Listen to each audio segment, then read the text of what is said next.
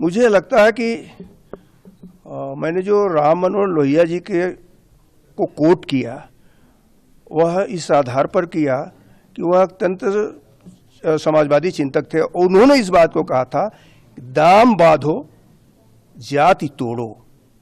जाति के आधार पर जब भी इस देश का विवेचना हुआ है तो मैं वह उदाहरण देना चाहता हूं कि जब यहाँ पर सिकंदर आया था और आने के बाद जलते हुए चूल्हों को देखा था जो सैनिक थे, भारतीय सैनिक, तो उनका ये क्या है, उन्होंने कहा ये विभिन्न जातियों में बटे हुए हैं और ये अपने अपने अलग चूल्हे जलाए हुए हैं भोजन बनाने के लिए।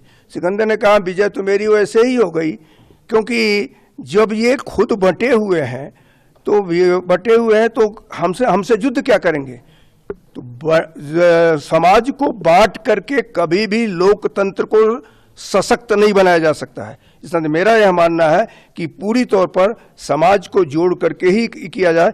इस नाते मैं इसको कह सकता हूं कि जो राम मनोहर लोहिया ने कहा था कि जाति तोड़ो दाम बांधो, आज आवश्यकता इसी की है, दाम बांधने की, जिसमें महंगाई कम हो रही है, जीडीपी आपकी बढ़ रही है।